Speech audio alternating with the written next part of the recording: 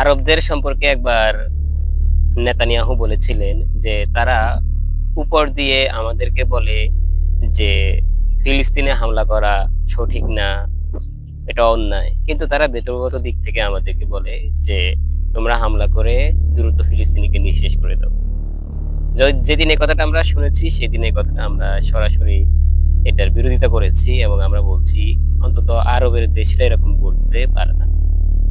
কিন্তু ফিলিস্তিন মোটামুটি একটা পর্যায়ে ফিলিস্তিনের অবস্থান শেষ পর্যায়ে করে দিয়ে তারা যখন ইরানে হামলা শুরু করলো, তখন আমরা দেখলাম আরব মধ্যপ্রাচ্যের সকল দেশ থেকে ইরানে হামলা করার সুযোগ তারা পাচ্ছে।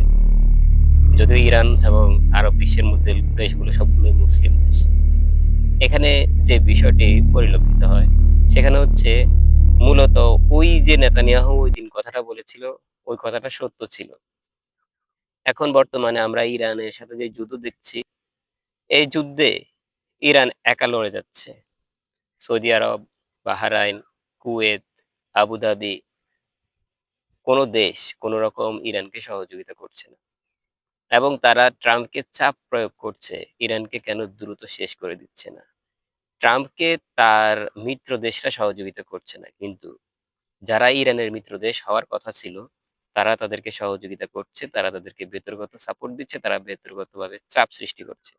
অবাক লাগতেছে কথাগুলো শুনে? অবাক হওয়ার কিছু নেই।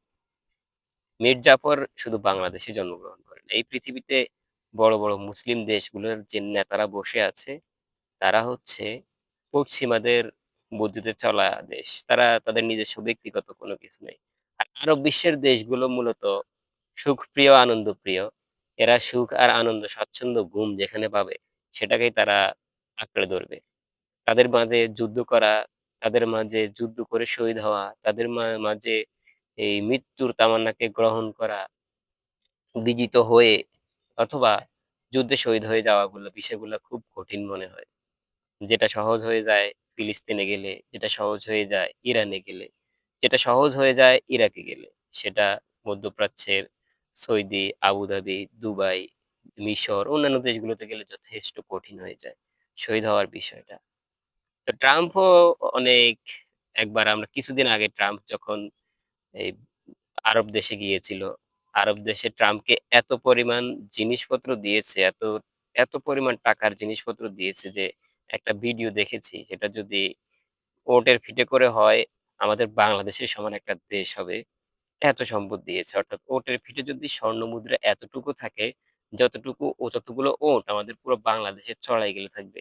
ঠিক ততটুকু স্বর্ণ, ততটুকু টাকা পয়সা ইরান এই আমেরিকার প্রেসিডেন্ট ডোনাল্ড ট্রাম্পকে আরব বিশ্ব দিয়েছে।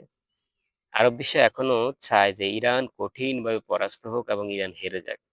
কিন্তু আরব বিশ্বের এই চাহিদা কি শেষ পর্যন্ত পূরণ হবে? ইরান কি মাথা নোয়াবে?